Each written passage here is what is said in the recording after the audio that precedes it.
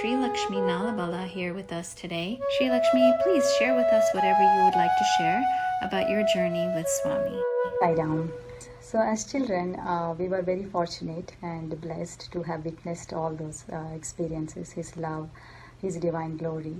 And in one of the interviews, my mother asked Swami, that she wanted to join us in Swami's school. So she asked Swami, please give admission in your school. And then for that Swami said, not my school or not your school, it's our school. And then we all joined, and Swami gave admission to us, all sisters and my cousins. We were all very fortunate to have been studied there and experience his love and close proximity. And that was the time where he taught us like lifetime lessons. And as children, we were really not, into what kind of lessons we are actually learning. Until like later in life, we realized and we look back and we see what all Swami has taught us. And it was for us to actually practice it later on in life.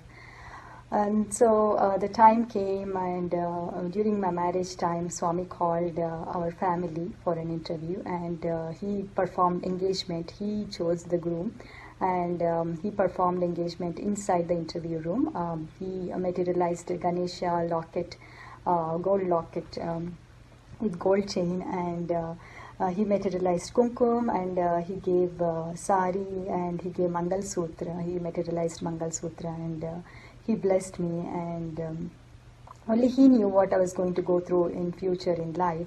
And so he sent me Ganesha along with me to take care of me, in all my obstacles and whatever I had to go through in life.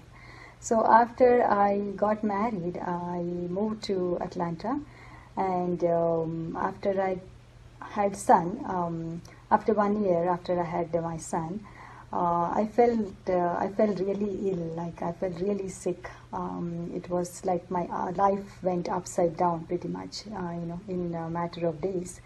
And I was kind of lost in life. I didn't know what to do. And totally had to take bed rest pretty much because of my sickness.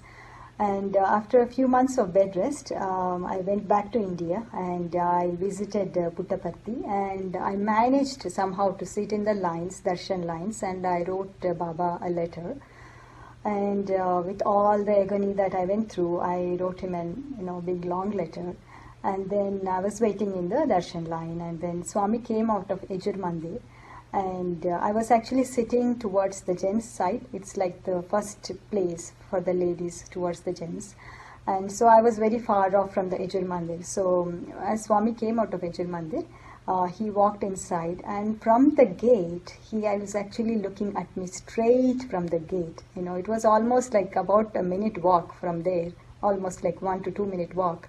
It's Swami walking gently. And very surprisingly, he didn't look at anybody. He came straight to me, looking at me from far, and he didn't take anybody's letter that day, as if he was one with me with my agony, and he was also feeling very bad for me. That kind of feeling I got. But he came straight to me, and he extended his hand, and he took my letter, and he looked at me. And that moment, it was just me and Swami for some few moments, and I did not even realized that I was sitting in the hall, and there were like hundreds of people, thousands of people around me.